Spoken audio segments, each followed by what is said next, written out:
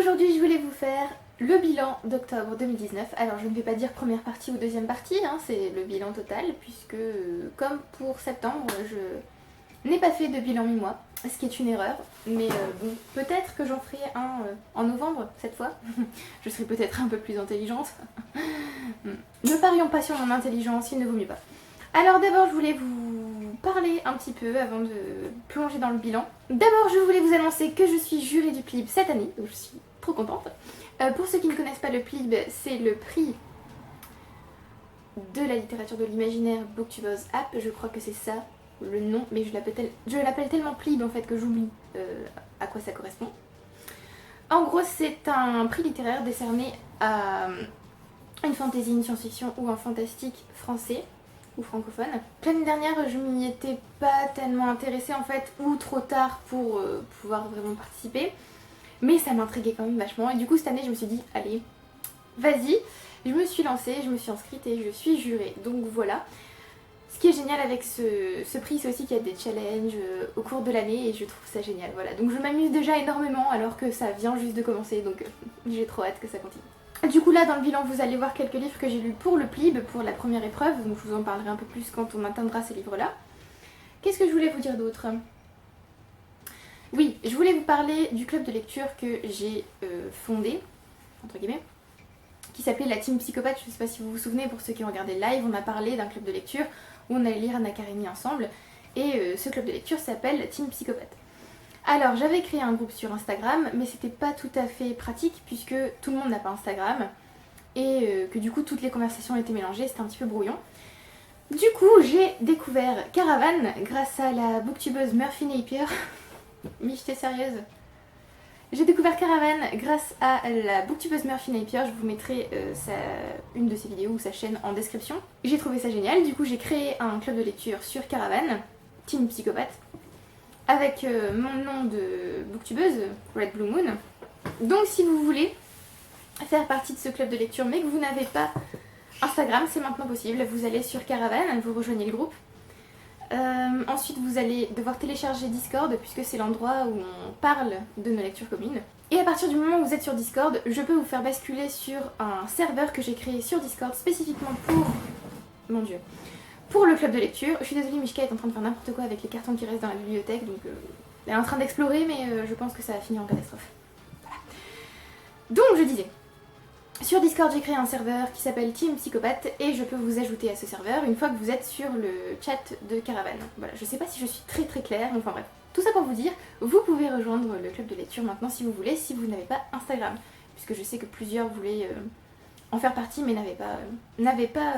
n'étaient pas sur ce réseau social. Donc voilà, comme ça c'est plus simple je trouve, il y a plusieurs salons pour discuter, enfin voilà. J'espère que d'ailleurs ça plaît à tout le monde, pour ceux qui étaient déjà dans le club et qui se sont vus forcés entre guillemets de migrer vers Discord. Non, c'est une très mauvaise idée. J'espère que ça plaît à tout le monde et que ça convient à tout le monde, donc voilà, moi je trouve ça beaucoup plus fluide sur Discord, donc... Voilà, j'en ai fini pour tout ça. Ce bilan va être encore plus interminable que les autres parce que je veux vous parler de plein de trucs en plus. Et autre chose que je voulais vous dire, j'ai passé toutes mes lectures d'octobre en compagnie des marque-pages de Mine Illustration. Donc je vous mettrai le nom de la boutique en description. J'adore son travail. Donc je voulais vous le présenter un petit peu. Je vous montre ce que j'ai. Donc là c'est Mercredi Adams. Elle fait beaucoup de marque-pages à thème tout à fait différents.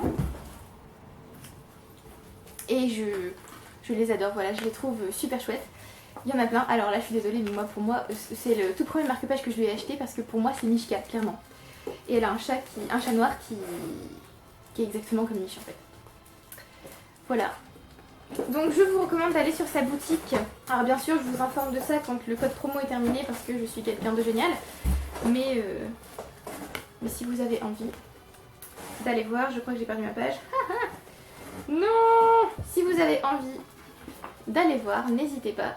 Ces marque-pages sont super beaux. Elle n'a pas que des marque-pages, elle a aussi des cartes postales, des affiches, on fait tout un tas de choses, donc n'hésitez pas à aller voir. Maintenant on passe vraiment au bilan lecture. Je suis désolée, c'était un petit peu long, mais j'avais envie de discuter un petit peu avec vous aujourd'hui. C'est la plus longue intro de toute la chaîne.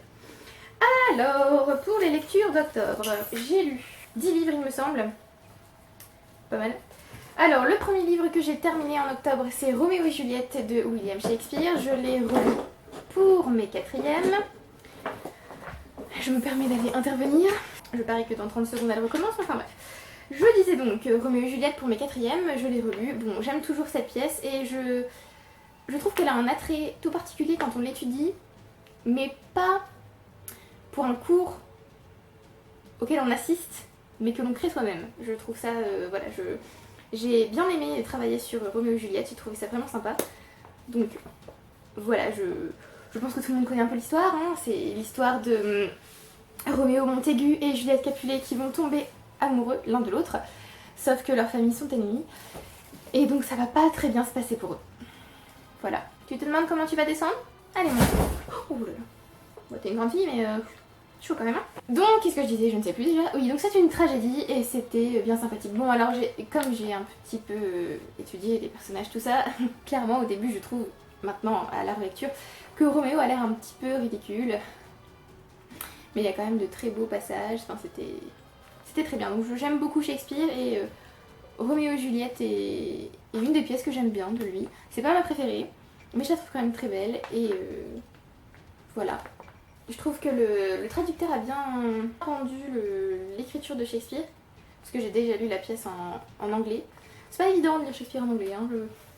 D'ailleurs j'ai le livre aussi en VO, mais je ne l'ai pas encore relu. Je pense pas que je vais le relire maintenant. Mais voilà, c'était très bien. J'aime bien tout le côté présage, le côté destiné, mais aussi le côté non mais en fait, ça aurait pu tellement être évité toutes ces morts. J'ai aussi aimé le mélange des langages, je trouve ça sympa, on peut avoir un langage très châtié d'un coup, et d'un coup on a Capulet qui sort une insulte à sa fille, moi j'étais là. Waouh! Ok! En gros, il la traite de péripatéticienne, comme ça, tout à fait, de manière tout à fait sympathique. Pourquoi pas? Écoutez. Donc voilà, je vous recommande Roméo et Juliette si vous ne l'avez jamais lu. C'est pas une pièce très difficile à lire en français. Et je vais aussi vous parler du Pumpkin Autumn Challenge du coup. Donc Roméo et Juliette, je l'ai fait rentrer dans la catégorie Down by the Saley Gardens. C'était poème, romanesque, romance et gothique, puisque là c'est clairement une romance, donc ça rentrait là-dedans. Ensuite, j'ai lu, pas celui-là, j'ai lu Les Loups-garous de Tiercelieu, Lune Rousse de Paul Béorn et Silène Edgar. Alors j'arrivais en cours au début du mois, il me semble, hein, oui. Non, c'est en fin septembre, oui. J'arrivais en cours fin septembre et j'ai un élève qui m'a tendu un livre et qui allait s'asseoir et... Ok. Bah du coup je vous le prête madame.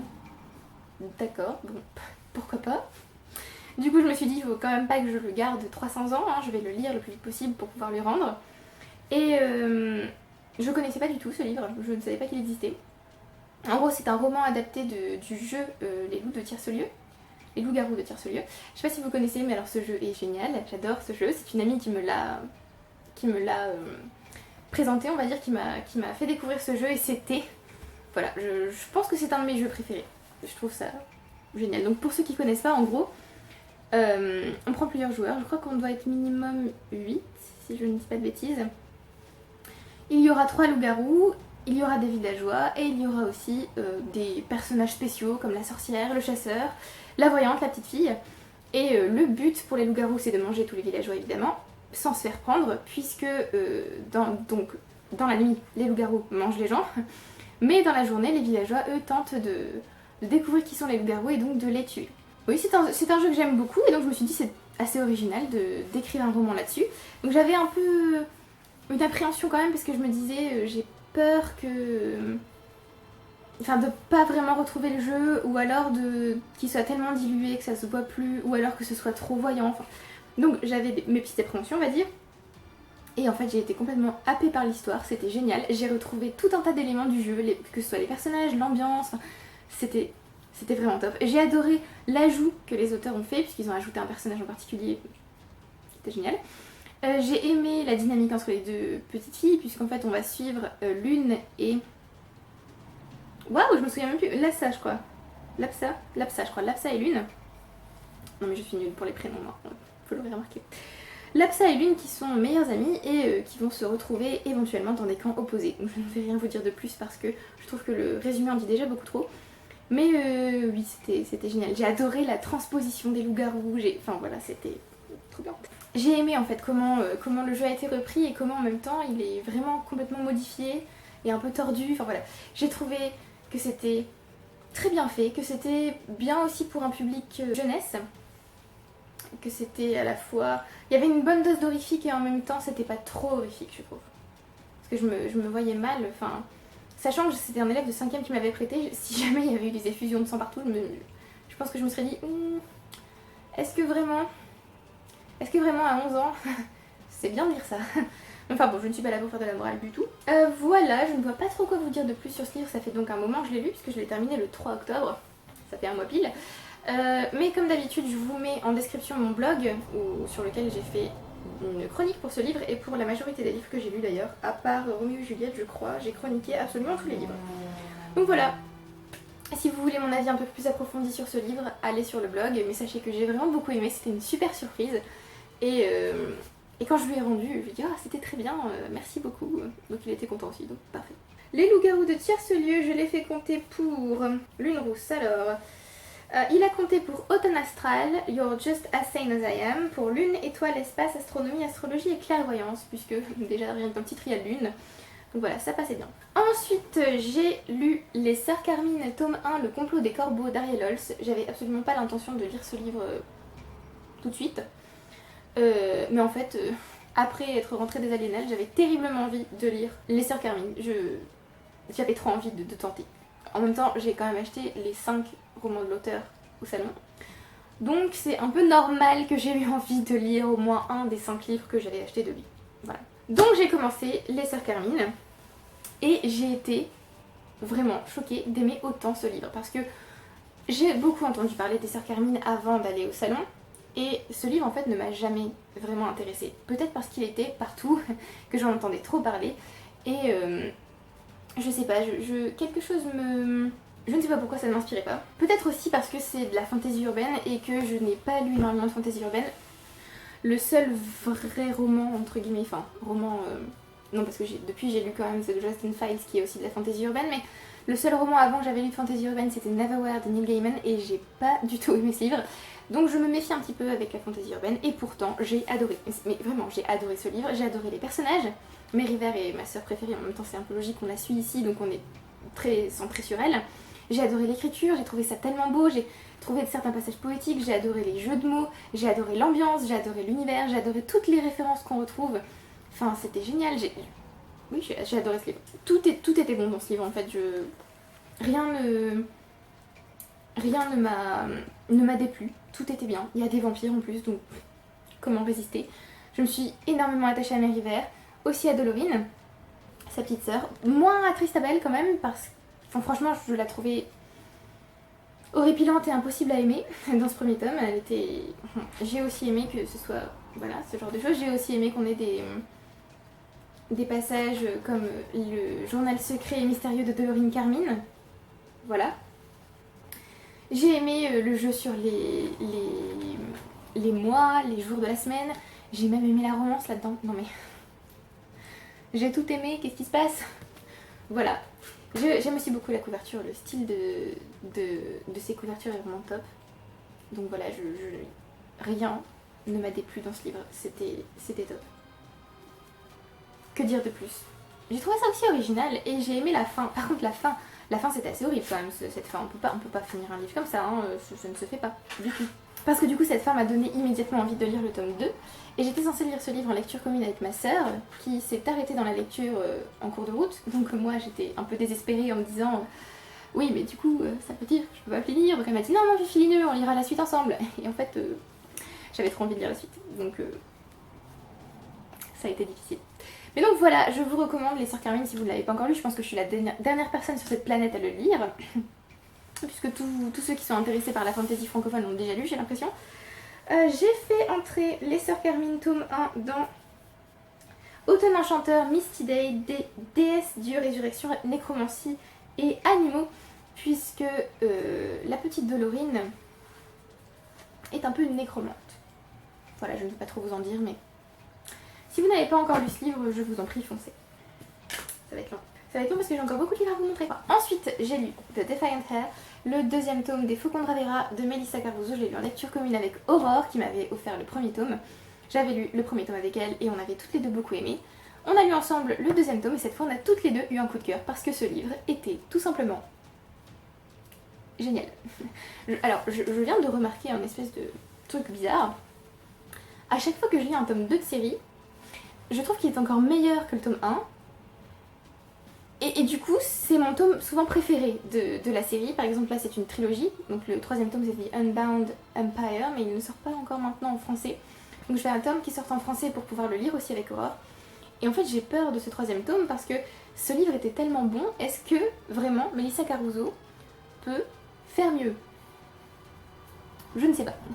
Mais bon, tentons de résumer. Alors le premier tome, Les Faucons de Ravera, on va suivre Amalia Cornaro, qui est l'héritière de la Contessa, qui fait partie de la noblesse de Ravera, et qui va faire une petite bêtise, on va dire, au tout début du livre, qui va la lier pour toujours à un faucon qui s'appelle Zaira, donc à une sorcière.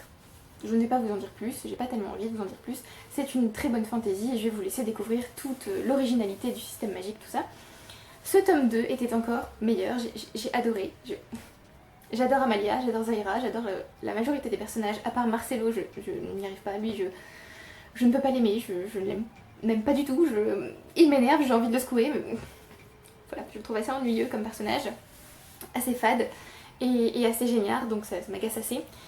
J'ai aimé l'écriture, j'ai aimé l'univers comme d'habitude, hein, je trouve que l'univers de Melissa Caruso est très sympathique. J'ai aimé que dans ce tome, on ne reste pas à Ravera mais qu'on découvre une autre partie du monde, alors ça c'était mais génial, puisque là on va partir vers le Vaskandar, et c'était une des régions du monde qui me tardait de découvrir. Enfin, je vais vous montrer un peu la carte, puisqu'il y a une carte dans ce livre. Voilà. Donc là c'est l'Empire Sérénissime, donc c'est l'empire duquel fait partie Amalia. Là on a Ravera et là on a le Vaskandar qui est hyper vaste. Et j'avais tellement envie d'en découvrir plus en fait sur ces... Alors en français je ne sais plus comment on dit. Sur ces Witch Lords, en anglais c'est ça. J'avais tellement envie d'en apprendre plus sur les Witch Lords, sur leur histoire, sur leurs relations ensemble, tout ça. Mais c'était génial. Il y a aussi un nouveau personnage ici que j'aime beaucoup. Alors je suppose qu'il s'appelle KV. Je pense que ça se dit comme ça, mais je n'en sais rien. Je le trouve à la fois mystérieux et hyper intelligent. Enfin voilà, j'ai trop envie d'en découvrir plus sur lui. Bah, j'adore en fait la magie de l'univers lui-même, les décors, les paysages, la façon dont c'est... Enfin, j'aime tout en fait. Il n'y a pas un truc que j'aime pas, à part Marcelo, que j'aime pas. Même la romance, j'aime bien. C'est ouf ça quand même. Il y a même un triangle amoureux dans ce livre et ça m'a pas dérangé, mais qu'est-ce qui se passe? Qu'est-ce qui m'arrive? Voilà, donc j'ai tout aimé et surtout ce livre m'a beaucoup surprise puisque je m'attendais pas à certains rebondissements de situation. Bah alors pas du tout. J'étais en train de lire, j'ai fait ah ok bon bah ça je l'avais pas vu venir, c'est sympa. Donc voilà, je ne peux pas vous recommander davantage une nouvelle série fantasy si vous n'avez pas encore découvert Les Faucons de Ravera, jetez-vous dessus. Allez-y, n'hésitez plus, c'est génial. Donc le premier tome ça s'appelle The Tethod Mage, je crois que c'est ça. En français c'est La Sorcière Captive et donc en français ce deuxième tome s'appelle L'Héritière Rebelle. Donc foncez, allez-y, lisez-les, c'est génial. Je ne sais pas quoi vous dire de plus sur cette série, allez-y, laissez-vous tenter. J'ai fait compter ce livre pour le Pumpkin Autumn Challenge dans Automne Enchanteur, Mon voisin le Kodama, Forêt, Esprit, Légende, Voyage et Nature Writing, puisqu'il y a plusieurs passages assez creepy dans des forêts. Non mais quand je vous dis que j'ai tout aimé, c'était... Allez le lire. Alors, ensuite, j'ai enfin lu un livre de la palle de Gabi. Donc j'ai fait une palle avec tous les livres que Gabi m'avait offert depuis un an ou deux, un an et demi, je ne sais plus, bref. J'ai fait une palle avec tous les livres qu'elle m'avait offert et j'en ai enfin lu un. Si c'est pas merveilleux. J'ai lu Peur Express de Joe Witek, qu'elle m'a offert il y a longtemps je pense. Bah ça fait 2 ans et 5 mois qu'elle me l'a offert puisque j'ai le temps qu'il a passé dans ma palle sous les yeux. Plus j'y pense et plus je me dis que je suis une amie affreuse, c'est horrible. Alors, ce livre, pour vous résumer rapidement, ça se passe dans un train. Donc déjà, les livres qui se passent dans les trains, j'adore. On va suivre 6 adolescents qui se trouvent dans ce train coincé par la neige, la veille de Noël il me semble. Je crois que c'est le 23 décembre que ça se passe. pourtant ils le disent assez souvent pour que tu ne l'oublies pas, Justine. Il me semble que c'est le 23 décembre, ou le 21, je ne sais plus, bref, c'est en décembre, proche de Noël. Et en gros, ces adolescents vont être victimes de phénomènes paranormaux. Et voilà, je ne vais pas vous dire grand chose de plus. Et je n'en savais moi-même déjà pas beaucoup plus quand j'ai commencé le livre. Alors, ce livre, j'ai trouvé que la première partie était un peu trop longue parce que toute la première partie va nous présenter les 6 adolescents, donc on va les découvrir petit à petit. On découvre aussi d'autres personnages qui vont se révéler importants, donc ça, c'est la partie présentation des personnages. Puisqu'après le train commence à être coincé, puisque la deuxième partie s'appelle Arrêt involontaire pour une durée indéterminée. Donc, j'ai trouvé que cette première partie était un petit peu longue. Certes, j'ai bien aimé découvrir les personnages, mais j'avais envie que ça commence. J'avais envie d'être dans le train, d'être coincée, enfin, j'avais envie de voir les phénomènes surnaturels, tout ça. Et donc sur le coup, j'ai fini par être un petit peu distraite en fait pendant ma lecture, puisque la première, une partie de la deuxième partie, le début de la deuxième partie nous présente le dernier adolescent qui n'a pas été présenté dans la première. Et du coup j'ai trouvé que ça rallongeait encore en fait cette première partie, cette présentation. Et je me suis dit non mais en fait j'ai envie que ça commence, qu'il se passe quelque chose. Allez. Et à partir du moment où les phénomènes paranormaux commençaient à arriver, là j'étais happée dans le livre, là j'étais dedans. Alors comme je vous le dis déjà, à partir du moment où dans un train, j'aime beaucoup, puisque j'aime beaucoup les transports en commun, mais j'aime aussi beaucoup du coup les livres qui se passent dans les transports en commun, surtout le train. Le train c'est... Je pense que c'est mon mode de transport préféré. Du coup j'étais très contente déjà du décor, de l'ambiance aussi, puisque c'est quand même... Donc il fait froid, c'est l'hiver, il y a de la neige, c'est une ambiance assez sombre, donc ça c'était parfait. J'ai aimé les personnages, les adolescents. Alors certains sont assez agaçants, je pense à... Je ne me souviens plus son nom parce que je suis géniale en nom. Comment est-ce qu'elle s'appelle déjà? Non, je vais pas me souvenir de son nom. Bref, il y a une adolescente qui m'a particulièrement agacée, mais c'est le but. Le fait est qu'elle est détestable et c'est tout l'intérêt en fait de son personnage au début en tout cas. Je me suis beaucoup attachée à tous ces adolescents, j'avais envie de les protéger, j'avais envie d'être avec eux dans le train, j'avais envie de les aider, de faire quelque chose pour eux. Et ces phénomènes paranormaux qui se passent, alors il y en a un qui m'a mise très mal à l'aise, mais vraiment très mal à l'aise. C'est aussi très lourd en fait, parce qu'il y a des sujets qui sont abordés qui sont, oui vraiment, difficilement abordables on va dire. Surtout pour un roman jeunesse, je trouve que c'est assez risqué et en même temps c'est bien fait, donc tout va bien. Puisqu'on nous parle aussi de viol, on nous parle de la Shoah, on nous parle de meurtre. Enfin, on nous parle de beaucoup de choses qui sont assez lourdes, comme je vous l'ai dit. Mais alors, ma partie préférée dans ce livre, ce que j'ai vraiment adoré par-dessus tout, c'est la troisième partie qui s'appelle Un an après, je crois.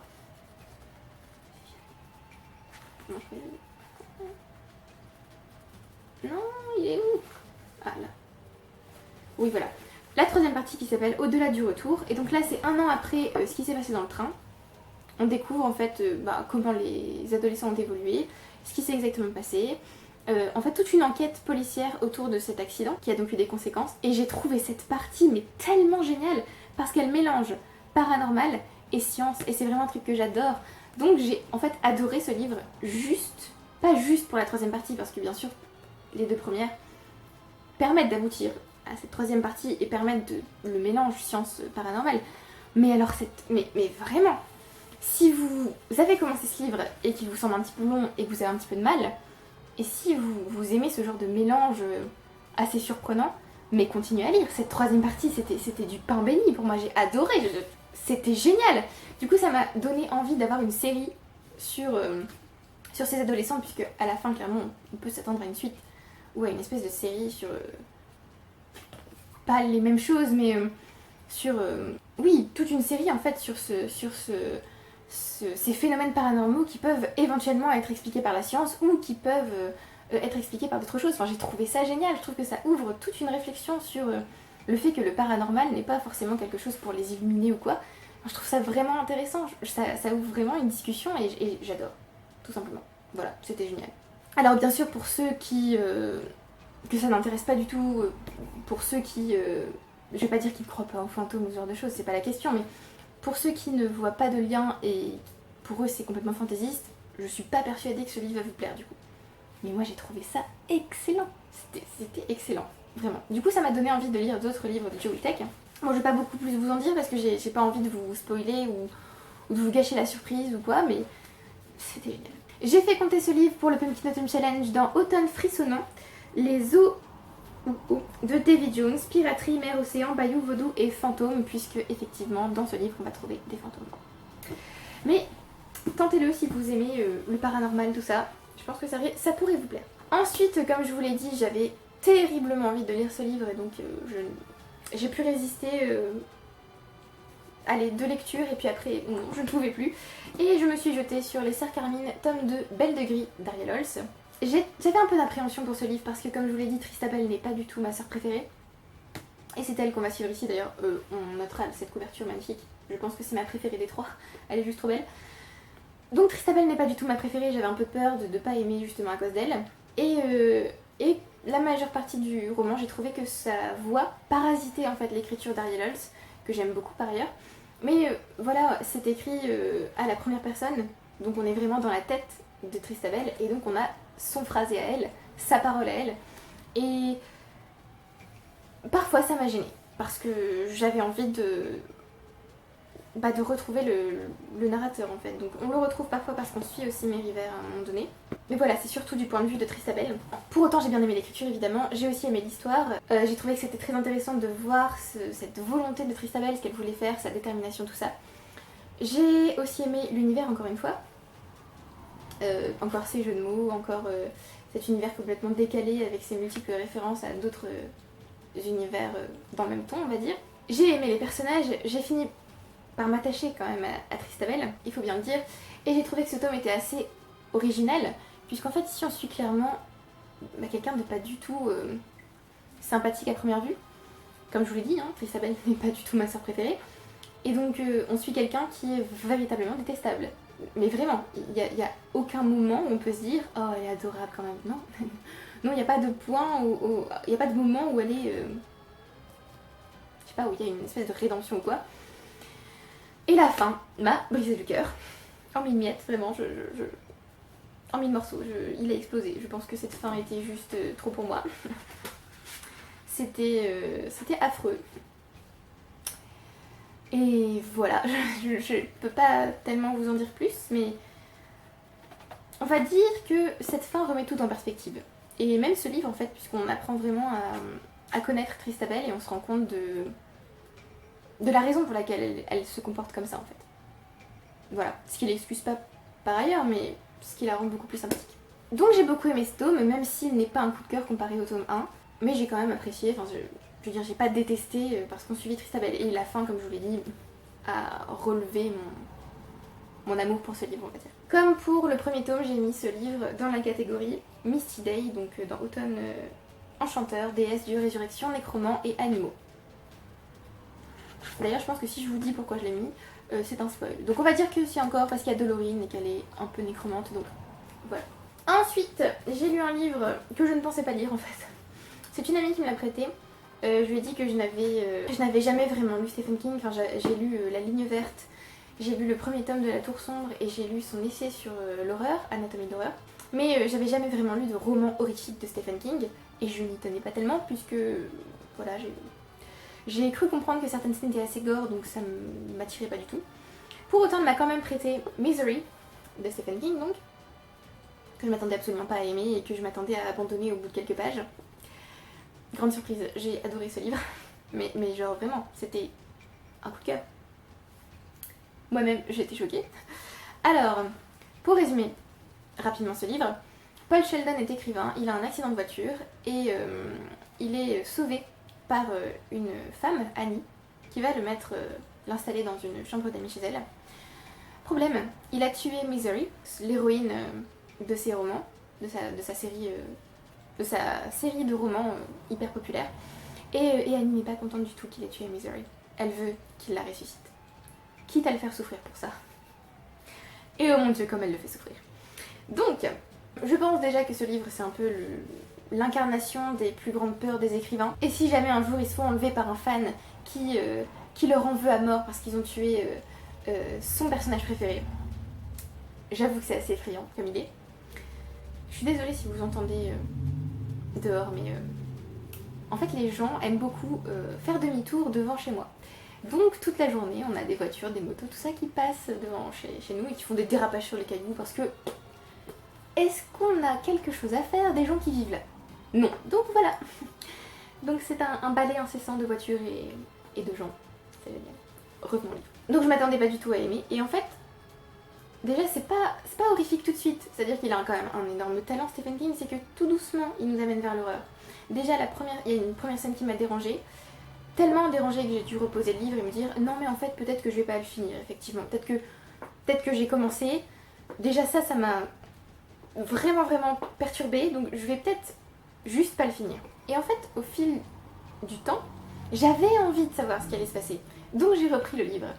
Et en fait c'est au fur et à mesure, l'horreur s'insinue tout doucement. Et alors les scènes gore de la fin par contre, j'étais en train de les lire et je me souviens, j'étais allongée dans mon canapé et j'ai eu un haut le cœur.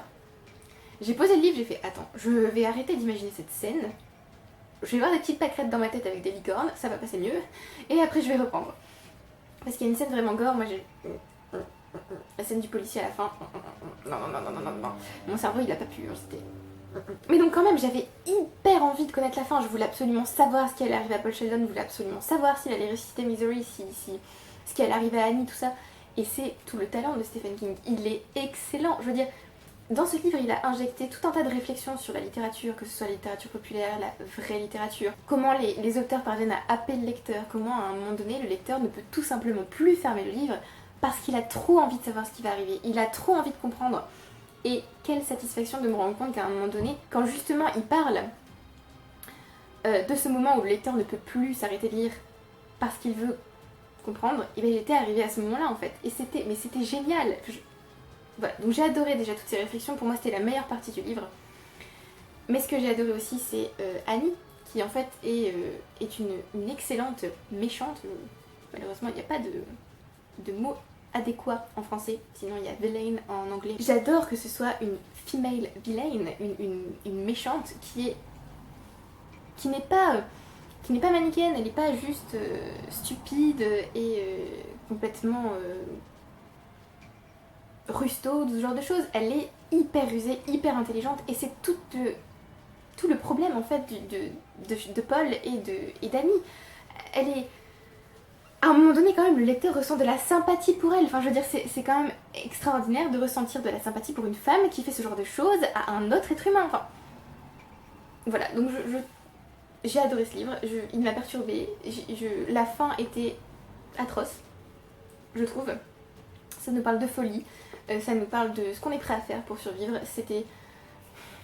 Donc j'ai adoré, c'était hyper angoissant, c'était trop bien, voilà. Je ne vois pas quoi vous dire de plus, je ne pensais vraiment pas aimer ce livre et il m'a tellement choquée, enfin, c'était génial. Et du coup j'ai très envie de lire d'autres livres de Stephen King, mais j'ai peur en fait parce que ce livre était assez court, il était écrit assez petit, et je l'ai lu assez vite je trouve. Mais voir par exemple qu'un bouquin comme Salem fait 700 pages et j'imagine qu'il y a plus de scènes gore dans Salem que dans Misery, voilà, ça me fait un petit peu peur. Mais voilà, je ne pensais pas lire un jour Misery et je l'ai lu et j'ai adoré et voilà. Bravo Stephen King. Tu remontes dans mon estime après mon atroce abandon du deuxième tome de La Tour Sombre que j'ai détesté de tout mon cœur. Mais voilà, je suis contente d'avoir découvert le côté horrifique des œuvres de Stephen King. Même si je me doute que c'est pas le plus horrifique, le plus gore, tout ça, mais de toute façon c'est pas ce que je recherche dans un livre. Moi ce que j'ai adoré dans ce livre c'est vraiment les réflexions et le côté ambivalent du personnage d'Annie, tout ça. C'est pas tellement les scènes gore qui m'ont attirée, au contraire. Je pense que si j'avais eu un seul point négatif pour ce livre, c'est justement les scènes gore. Mais bon. J'ai mis Misery dans Automne frissonnant, tu n'en reviendras pas, angoisse, épouvante, policier et vampire, parce que de l'angoisse, j'en ai ressenti en lisant ce livre, je peux vous le dire. Ensuite, là commencent les lectures pour le PLIB. Donc j'ai lu 3 livres en plus pour le PLIB. J'en ai lu 2 autres, mais du coup ils seront dans le bilan de novembre. Alors c'est là que je vais vous parler du coup du challenge. Alors pour le PLIB 2020, il y a un espèce de gros challenge qui s'appelle le tournoi des élites. On est répartis en 3 équipes. Je fais partie de l'équipe guérisseur, la meilleure évidemment. Et le but dans cette première épreuve, l'épreuve des audacieux, c'était d'atteindre un certain palier. Donc il y avait 5 paliers. Je me suis fixé le palier 3. Il fallait donc que je lise entre 1250 et 1500 pages, je crois. Oui, entre 1250 et 1500 pages. Alors à l'origine je m'étais fixé le pilier 5, 1750 pages ou plus, parce que je pensais qu'on pouvait lire tout type de livre. En fait non, il fallait lire exclusivement de la SFF ou thriller policier polar. Donc je ne pouvais pas lire Anna Karenine et finir la biographie de Mary Shelley et de Mary Wollstonecraft. Donc je me suis rabattue sur le palier 3 en me disant c'est plus safe, c'est mieux, calme-toi un petit peu. Et donc pour la fin octobre, j'ai réussi à lire 3 livres pour ce challenge, livre dont je vais vous parler maintenant. On a d'abord Fingus Malister, tome 1, Feu follet mandragore et Cadavre frais d'Ariel Holz. C'est aussi un prélectionné pour le PLIB, donc il m'apporte un point supplémentaire, puisqu'on a un point supplémentaire par prélection... Puisqu'on a un point supplémentaire par... Putain Puisqu'on a un point supplémentaire par présélectionné lu, cette phrase est hyper dure à dire. Alors, Fingus Malister, c'est un roman jeunesse qui va suivre Fingus Malister, qui est le dernier héritier de la famille Malister et qui veut devenir seigneur maléfique. Pour ça, il doit réussir son admission dans une école de magie dont je ne me souviens pas le nom. Mais voilà, il doit réussir son admission pour entrer dans cette école et devenir seigneur de la ville. Alors j'ai bien aimé ce livre. Il était plutôt sympathique, il était assez rapide à lire.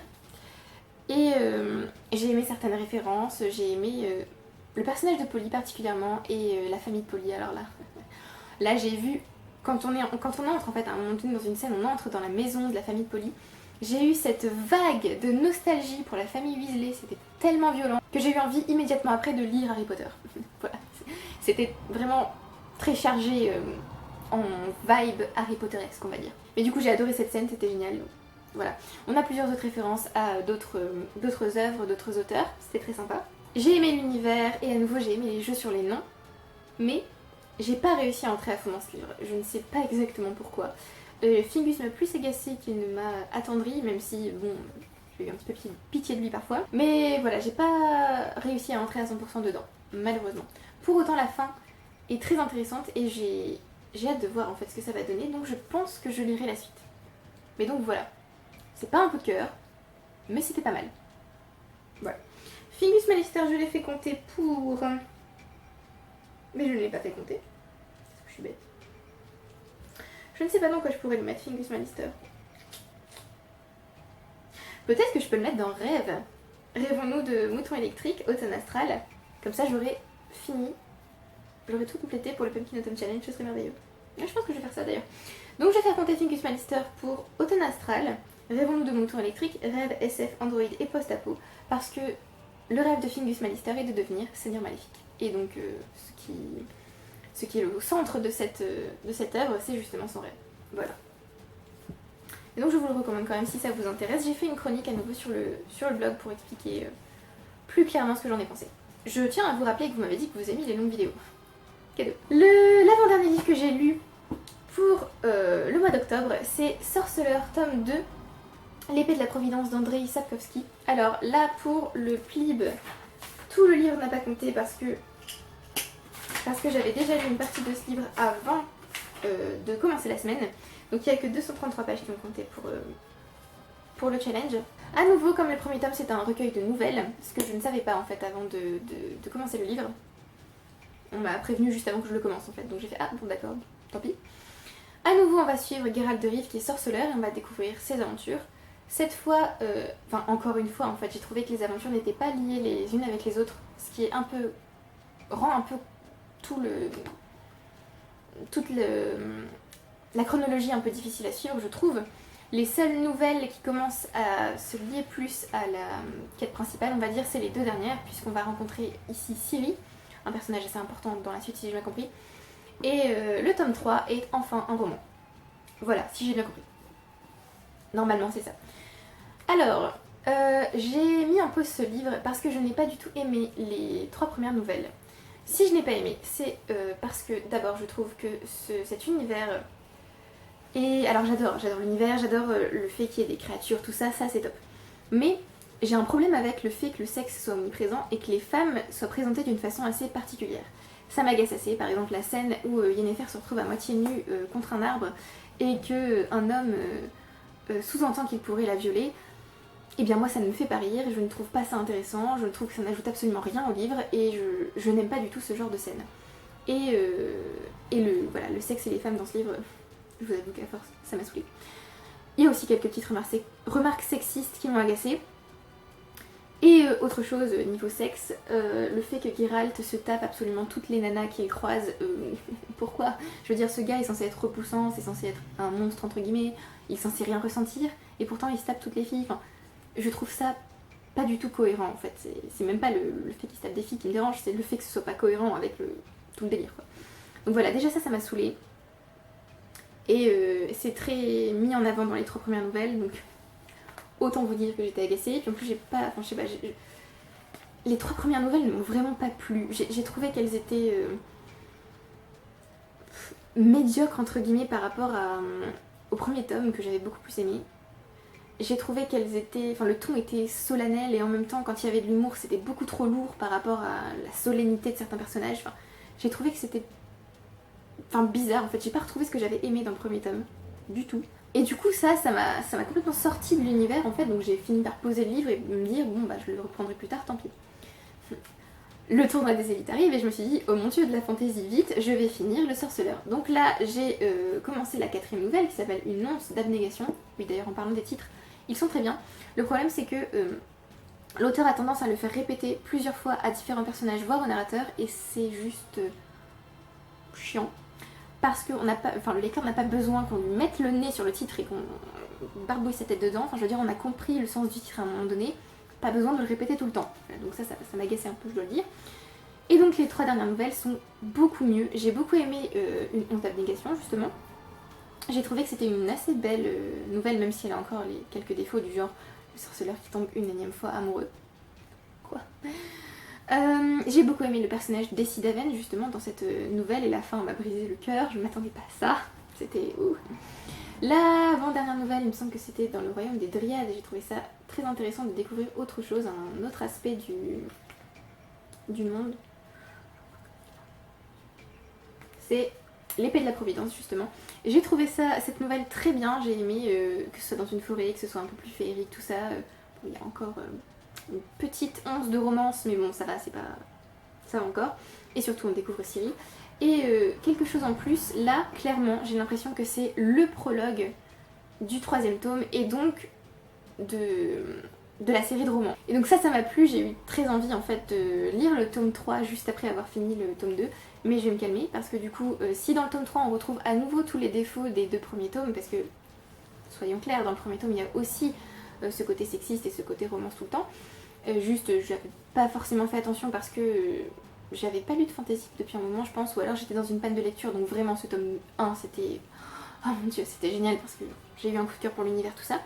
Mais là, beaucoup moins du coup. Et je pense du coup que je vais laisser un peu de temps entre ce tome 2 et ce tome 3, parce que j'ai pas envie en fait de retrouver ces défauts et d'être dégoûtée complètement de l'univers juste pour ça en fait. Parce que j'aime vraiment l'univers, les personnages, je trouve ça intéressant. Et vraiment ça commence à exploser on va dire à la fin de ce tome. Et ça donne envie de découvrir ce qui se passe exactement, puisqu'on n'a pas vraiment d'explication en fait sur ce qui s'est passé, on apprend juste qu'il y a eu un cataclysme en gros. Et voilà, ça donne quand même vachement envie de découvrir ce qui se passe. Et donc voilà, mitigée sur ce tome, complètement déçue par les 3 premières nouvelles et vraiment enthousiasmée par les 3 dernières. Donc on verra pour la suite. Ah oui, j'ai aussi à nouveau aimé le côté conte, puisqu'on retrouve encore, moins que dans le premier tome je trouve, mais on retrouve quand même un peu le côté conte. Et j'ai fait Conte et Sorceleur tome 2 pour Automne, douceur de vivre, un cinnamon roll et un chai latte à emporter s'il vous plaît. Nouvelle, recueil de nouvelles. Voilà. Mon appareil s'est coupé pendant la vidéo, je me suis dit non, ne me dites pas qu'il s'est coupé pendant la chronique de Sorceleur s'il vous plaît. Mais non, ça va, il s'était coupé juste à la fin, heureusement.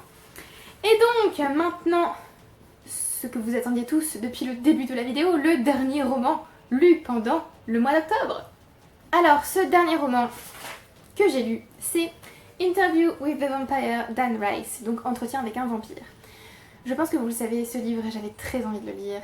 Ça faisait longtemps que j'attendais cette lecture. J'avais beaucoup d'attentes. Et donc, je m'attendais surtout à adorer ce livre. Attendez, vampire, historique, confession. Moi, je m'attendais à un truc de fou. Mais vraiment, je m'attendais à adorer ce livre, que ce soit un de mes préférés de tous les temps. Mais quelle déception! Quelle déception! Je suis dégoûtée. Alors, je vais m'expliquer bien sûr. Déjà, je n'ai pas tout déjà je n'ai pas tout détesté, déjà j'aime beaucoup le format, que ce soit Louis qui nous raconte son histoire, qu'il soit interviewé par un journaliste entre guillemets, je trouve ça sympa. J'aime aussi parfois l'écriture d'Anne Rice, il y a plusieurs citations que j'ai soulignées, plusieurs choses que j'ai trouvées très belles, il y a des passages qui m'ont émue, notamment vers la fin, il y a une scène, j'ai failli pleurer en la lisant. J'ai adoré les réflexions de Louis sur le temps, la vie, la mort, le fait d'être un vampire, le fait que ce soit une malédiction, est-ce que ça vient de Dieu, est-ce que ça vient du diable, le côté religieux qui s'incruste un petit peu, tout ça, enfin j'ai trouvé ça vraiment bien. Mais alors, je sais pas si c'est parce que je le lisais pour un challenge ou si c'est parce que c'était pas le moment pour moi, mais j'ai trouvé ce livre très très lent, très très long. Parfois j'étais distraite, parfois je me disais mais pourquoi raconter tout ça? Je m'attendais à quelque chose où il y avait beaucoup d'action et en fait non. Je m'attendais à quelque chose en fait dans la veine d'Anno Dracula, qui doit se trouver pas très loin, là voilà. Je m'attendais à un roman proche d'Anno Dracula, dont je ne vous parlerai pas sinon je risque de vous spoiler, mais voilà, je m'attendais beaucoup plus à ce que Entretien avec un vampire ressemble à ce roman qui ait quelques ressemblances, quelques vibes, tout ça. Et pas du tout en fait, non. Mais alors, ce qui m'a le plus sorti de ma lecture, c'est un élément dont je peux pas vous parler parce que c'est un spoiler, j'en parle dans ma chronique sur le blog, si vous avez déjà lu le livre, vous pouvez regarder la section spoiler et vous saurez. Mais cet élément m'a complètement sorti de l'histoire, j'arrivais pas tout simplement à apprécier le livre après avoir pris en compte cet élément. C'était trop dérangeant pour moi, je n'y arrivais pas. Voilà. Donc je peux pas vous parler de cet élément encore une fois, donc je vais vous faire une petite section spoiler là maintenant. Donc le livre va disparaître et quand le livre réapparaîtra, vous saurez que la section spoiler est terminée. C'est maintenant.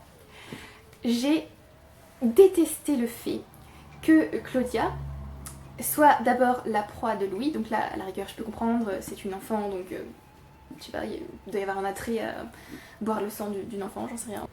Enfin, à la rigueur que ce soit sa proie, oui je veux bien, parce que ce soit homme, femme ou enfant, tout le monde peut être la proie d'un vampire. Mais alors le fait, en fait ce qui m'a dérangée c'est le fait que ce soit, enfin en fait l'acte de boire le sang d'un humain est quand même chargé sexuellement. Donc le fait que la petite fille devienne une proie de Louis, ça veut dire qu'il ressent du désir pour elle. Déjà là, qu'un vampire de 100 ans désire une petite fille de 4 ou 5 ans, j'ai un problème avec ça, clairement. Mais alors, le pire, c'est quand elle devient vampire, parce que Lesta finit par la transformer. Elle devient vampire et là, elle devient à la fois la fille et l'amante de Louis, puisqu'à partir d'un moment, son esprit grandit, plus son corps, donc elle devient une femme en fait dans le corps d'un enfant. Et donc il y a des passages où elle sort à Louis qu'elle l'aime et ils s'embrassent. Et enfin, moi je vois dans ma tête, Louis c'est Tom Cruise. Je ne sais pas pourquoi. Sans doute parce que j'ai vu des tas de fois l'affiche du film. Donc pour moi c'est sa tête. Donc voir Tom Cruise embrasser une petite fille de 4 ans, comme si c'était son amante, je ne peux pas. Enfin, là mon cerveau bug à nouveau comme pour Misery. Et je ne peux pas voir ça, c'est pas possible. Donc ça m'a complètement sorti de la lecture et c'est pas que j'ai détesté ma lecture, mais du coup cet élément m'a complètement gâché la lecture, tout simplement. Donc voilà, je suis hautement déçue. Et apprendre à la fin que le tome 2 va porter sur Lesta, c'est pas du tout un personnage qui m'intéressait, puisque Louis le rend clairement inintéressant dans ce tome, et j'ai pas du tout envie de le suivre en fait, mais vraiment pas du tout. Donc voilà. Voilà, je suis terriblement déçue par ce livre et par ma lecture de ce livre et voilà.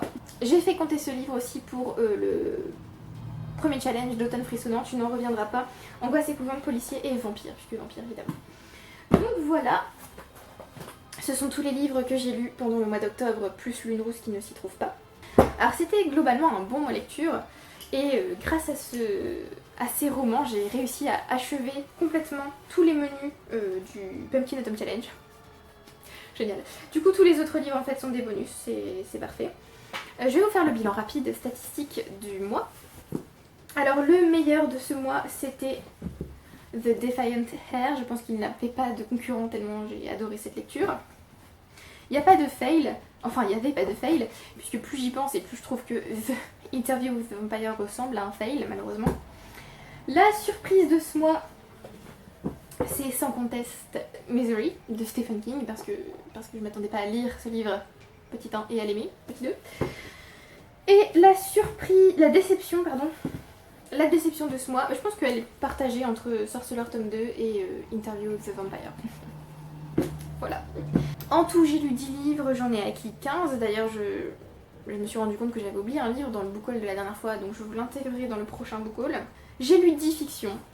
Et c'est là que, quand je ramène à nouveau de nouveaux livres, je vous ai fait une palle pour Non-Fiction November dans laquelle je vous ai présenté Les couleurs de notre temps de Michel Pastoureau et Romantic Outlaws de Charlotte Gordon. J'avais l'intention de finir ces livres en octobre, mais avec l'épreuve des audacieux, je n'ai pas touché à ces livres depuis dimanche dernier.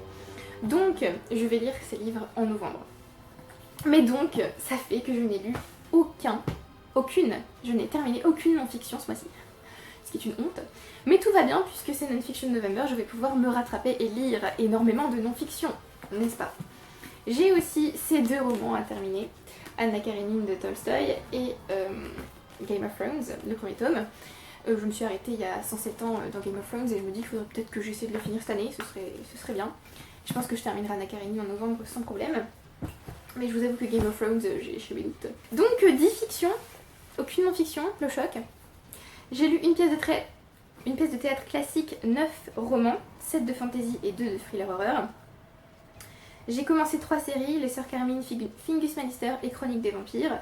J'ai continué 2 séries, Les Faucons de Ravera et Sorceleur, je n'en ai terminé aucune. J'ai lu un livre de la Palle annuelle et j'ai fait 2 lectures communes. Voilà, sur ce, c'était je pense la plus longue vidéo de toute la chaîne. Mais vous m'avez dit que vous aimiez les longues vidéos, donc vous ne pouvez pas vous plaindre. Merci beaucoup donc d'avoir regardé la vidéo jusqu'au bout, vous êtes courageux, je vous admire, vous êtes formidables. Merci à ceux qui aiment, qui commentent et qui s'abonnent, et je vous retrouve bientôt pour une prochaine vidéo.